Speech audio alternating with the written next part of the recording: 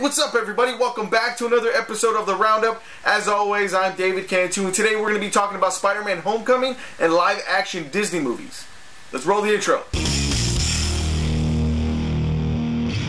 As we're all waiting to see the next Spider-Man movie, the big question that many of us have is, what heroes and villains are we going to be seeing on screen? Well, it looks like we'll be seeing Tony Stark, which is a given because of his impact on Peter in Civil War, the Vulture, the Tinkerer, the Shocker, and I'm sure there's going to be nods to others as well. But there's a rumor floating around that we'll be seeing another character that might catch you off guard. Who remembers Nightwatch? Okay, if you don't remember him, I don't blame you. I mean, not many people will unless you read comics in the 90s. The character only appeared in a few issues of Spider-Man and then got his own book for a very short while. And then he just kind of went away, and that's probably due to the fact that he looked a lot like Todd McFarlane's Spawn, which was super popular at the time. So why would they include such an obscure character in Spider-Man Homecoming? My guess is, this is probably just a wink to longtime readers of the comics. I don't see them building a story to include Nightwatch as a major part of it. But it would be pretty cool to see that character on screen though. I mean, I would even appreciate seeing them include somebody like Paste Pot Pete at some point. Are these characters important at all? No. Will an appearance from them establish a bigger world in just one film?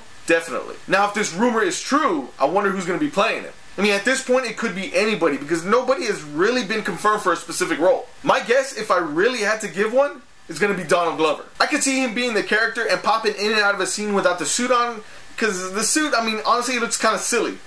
Very 90s. Spider-Man Homecoming drops July of next year, so I'm sure we're going to be getting a lot more confirmation in the coming months. In recent years, Disney's been pretty successful with their live-action remakes of their animated classics. And after the success of The Jungle Book, they're teaming up with Jon Favreau again for a live-action reimagining of, wait for it, The Lion King. Okay, they call it live-action, but can it really be classified that way? There aren't any humans in the film, and more than likely, every animal is going to be CG, so the biggest and most memorable things about the movie were the songs. The live-action remakes that they've done so far don't really have any musical numbers in them, if I remember correctly. That might be a deal breaker for everybody that loved the animated film. If they do end up including the music, which they should, I hope it has the same feel to it as before. Disney really hasn't steered us wrong with their films recently, but there's always that little worry when they start messing with classics like The Lion King. On top of that, Jon Favreau has also signed on for a sequel to The Jungle Book, so it looks like the House of Mouse has them locked in for a while. Let's just all cross our fingers and pray that they do the film justice. Before I go, there's a quick link that I wanted to share with you guys. The people over at Fandango visited the set of Doctor Strange and reported back with a really cool beginner's guide to the newest hero of the MCU. If you're clueless as to who he is or what to expect in the new film,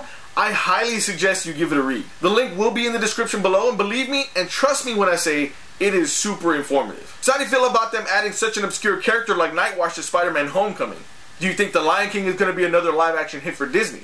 Let's discuss in the comments below. Click on Simba to subscribe to this channel, give us a thumbs up while you're there, and if you can, share this video with your friends.